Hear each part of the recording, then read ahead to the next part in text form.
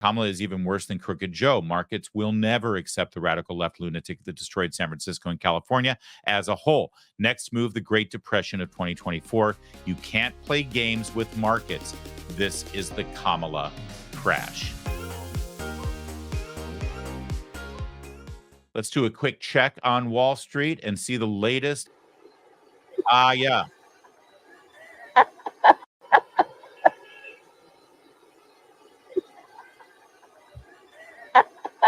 Yeah, there she goes. There's our economy. Just chugging along. I mean, it's a shock that everything's melting down in the dumpster fire and the flood, because look at the steady hand of leadership we have in the White House. Things aren't good. In reality, here's how it was reported this morning on Good Morning America.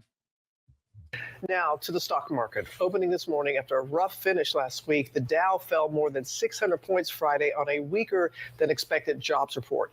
Our chief business correspondent, Rebecca Jarvis, is here with more. Good morning to you, Rebecca. Good morning to you, Robin. And markets around the globe this morning are selling off. Overnight, Japan's Nikkei plunged 12%, its worst day since the 1987 Black Monday crash. Here, investors are responding to that Friday jobs market report on the jobs market, showing that employers added just 114,000 jobs in July, and that was well below the 185,000 forecast. The unemployment rate jumped to 4.3%, which is still very low, but it shows joblessness has increased more than 0.5% since January, and it's something that it just doesn't usually happen in a healthy economy. A rise like that is historically a sign that a recession is imminent. Yeah, it sure is. Now, up to the moment, the Dow's now only down 761 points. So it's rallied a tiny bit from its low earlier this morning, but right now it's only 12:30 in the afternoon. So God knows where this is headed. This is what happens when you don't have a clear economic vision and you don't even have clarity for the rest of the world about who's in charge of our economy, who's in charge of the executive branch of our government. There's ambiguity everywhere. I mean, is that the face of someone who has a steady hand on our economy? Can we zoom in on this? Because this is an amazing, I swear this has not been doctored. Are you feeling strong right now? You feeling like we have a capable hand at the helm? I mean, after all, look at the experience she's got running major economic. Actually, she has absolutely no experience in anything financial in any way whatsoever. I mean, unless it's counting the money she made from those jobs she secured being Willie Brown's very good friend back in the early days of her career. Everyone tells me about her resume, but her resume actually has no indication that she knows anything about our economy. This is Kamala Harris 1 year ago talking about where we were. All that, ladies and gentlemen, and everyone else, that is called Bidenomics. That is called Bidenomics, and we are very proud of Bidenomics. Yeah, well, that pride is really resonating today in world markets. Donald Trump earlier today saw what was happening over in Japan and predicted exactly what would happen here in New York. Japan down 12%, India down 6%, Germany way down also, US really bad. This is a preview of the world markets without Donald J. Trump in the White House. None of this happens if Trump is in. Kamala and the markets don't go together. She'll destroy the markets. She's in power now. And look at what's happening. 1 week of the fake media saying better polls, and you get a market crash. The legendary Howard Lutnick. Yeah, that's right. See, understand something. Much of what we're seeing right now in the uncertainty in the markets is, yes, from that Friday jobs report, but it's also from people reacting to the reality that, oh God, Kamala Harris might actually win. And now you know how that translates. This isn't good. in any way whatsoever. Remember when Donald Trump was lambasted for saying that if Biden wins, back when Biden was on the top of the ticket before they forcibly removed him against his will, so that a small number of very powerful Democrats and an even smaller number of incredibly wealthy donors could hand select the person they want to be the Democrat nominee, thwarting the will of millions of voters in America. Yeah, you remember when that happened. When it was Joe Biden, Donald Trump said if Biden is elected, in talking about the economy, it will be a bloodbath. Of course, that was taken out of context, and everyone said that he meant he was predicting blood in the streets and violence. No, very clearly, and we've already explained it to you, and you can see our video on it, that he was talking specifically about an economic bloodbath on Wall Street. Well, this is what he was talking about. He went on in Truth Social to say, of course, there's a massive market downturn. Kamala is even worse than Crooked Joe. Markets will never accept the radical left lunatic that destroyed San Francisco and California as a whole. Next move, the Great Depression of 2024. You can't play games with markets. This is the Kamala crash.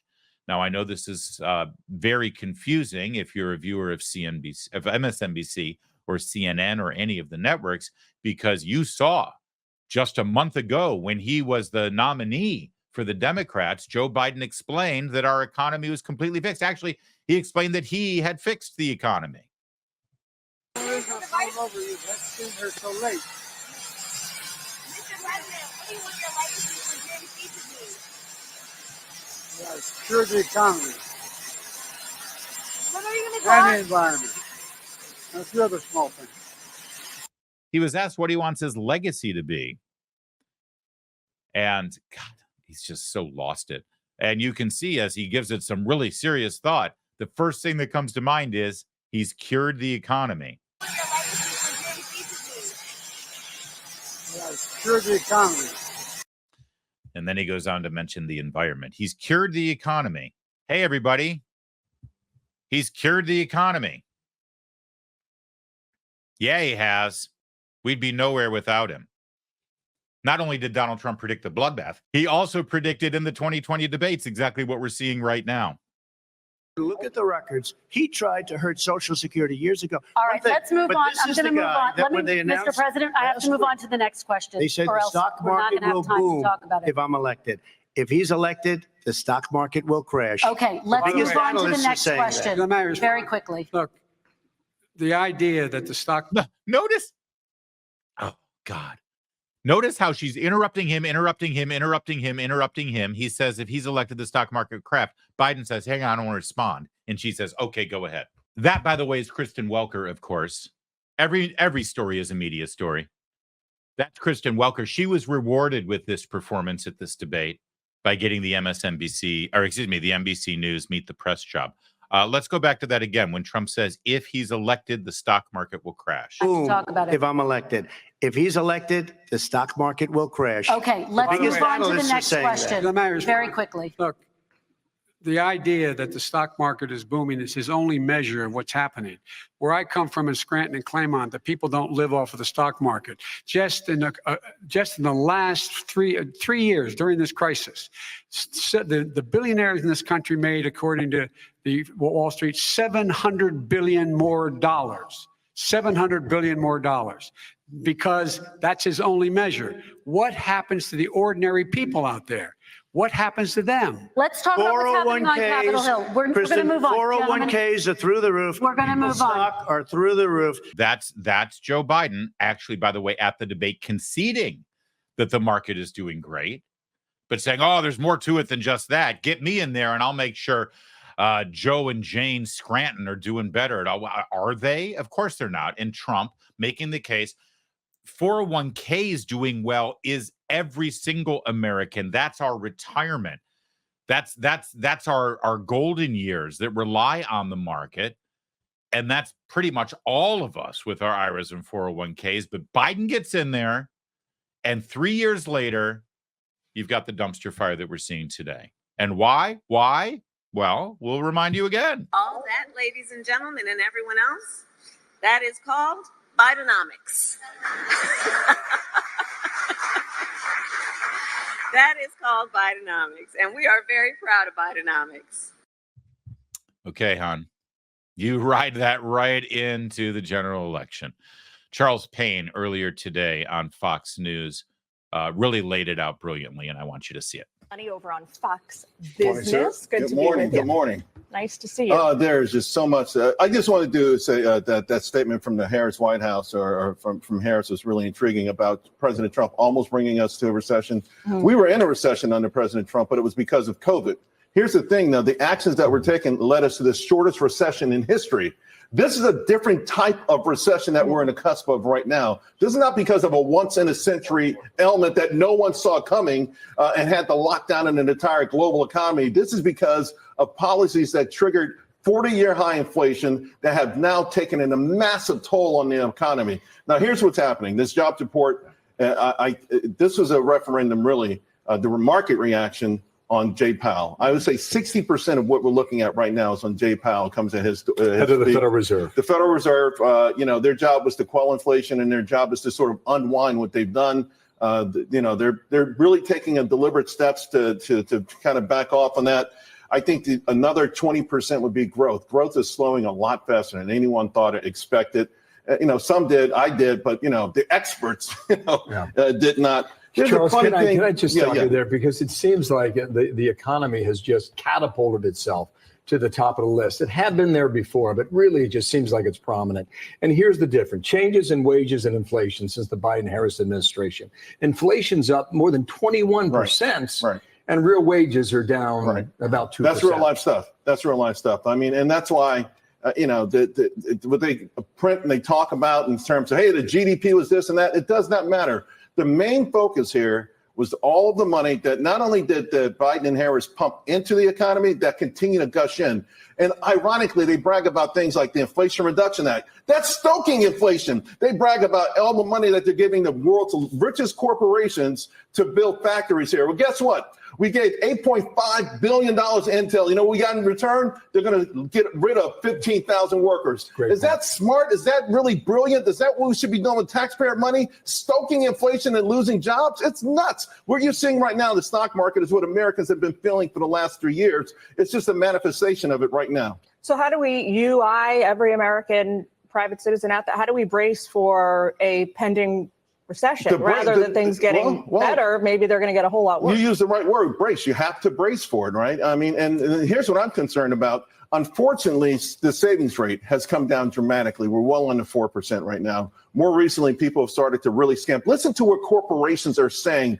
Last week, we had Wayfair talk about the great financial crisis. We had Five Below saying disproportionately, they've never seen anything like this, where the weight of inflation has crushed their low-income customers, and they're seeing more upper-income households shop there. Again, a deep discount store. All you can do in this environment is brace for something like this. Two things here is Kamala Harris. She hasn't done an interview yet. Hasn't held a press conference. We think we'll get a VP pick maybe within 12 hours, 24 hours. We'll see. But here she was in Atlanta last week on this economy. Building up the middle class will be a defining goal of my presidency. And yes, it is true that by many indicators, our economy is the strongest in the world. But while inflation is down and wages are up, prices are still too high. You know it and I know it. So who's going to give voice to this the best? Wall Street Journal, here we go. Ultimately, the core of this election is about economic issues. This is a Republican pollster by the name of David Winston. Every time you're not talking about that, you're missing an opportunity to engage independent voters.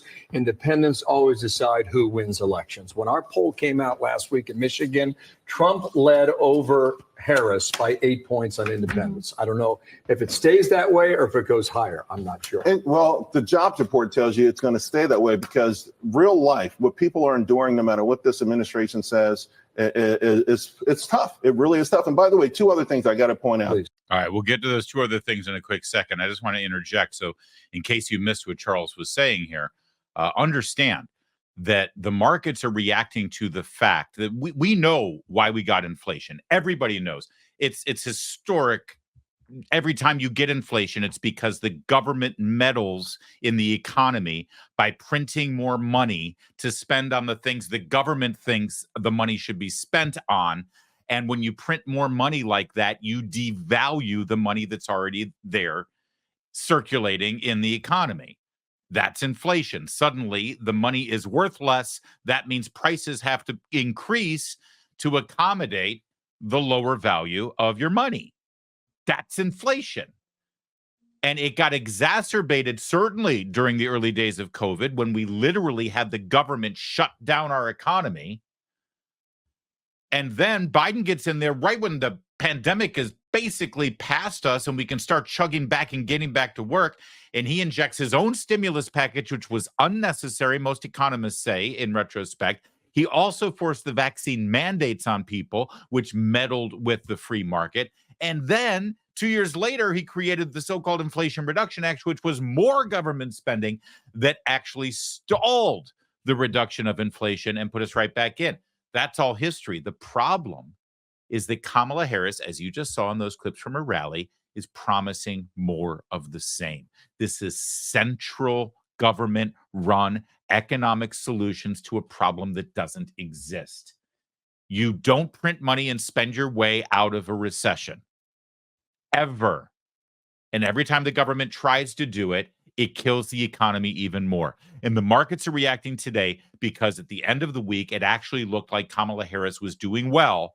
And good God, this is where we're headed. We're going to get more of the same. That's what Charles Payne is reacting to here. And that's what he's saying. Now, a little bit more here. We're going to wrap it up. But understand, this problem will not be solved unless there's a new president.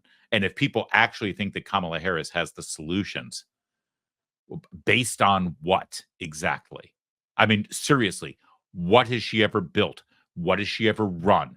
What has she ever managed? What does she know how to do? I could make a joke about what kind of job she might be good at, but that's inappropriate.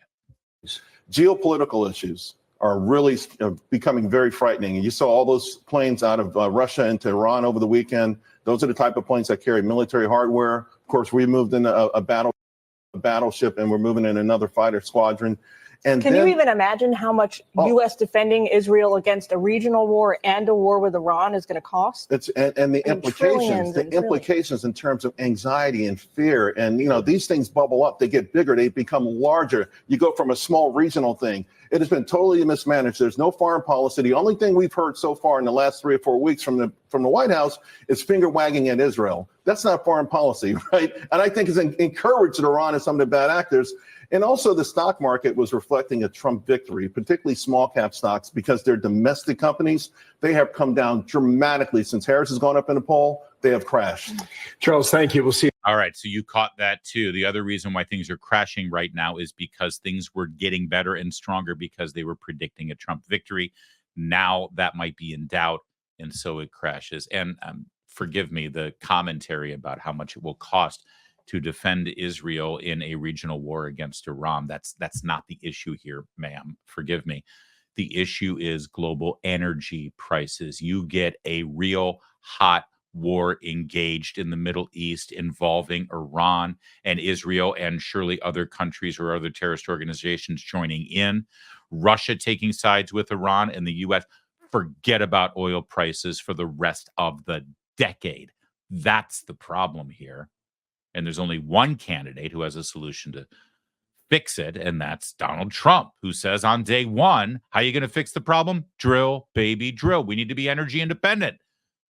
We don't need to be reliant on regional oil lords dictating the price of oil. Let us be the major player on the world when it comes to oil and natural gas. And if worst comes to worst and prices shoot through the roof and we ended up having a war, then we don't have to be dependent on any other countries for oil and gas and energy. We can chug our economy along with our own resources. Imagine that. It's almost like we're putting America first. It's the economy, stupid.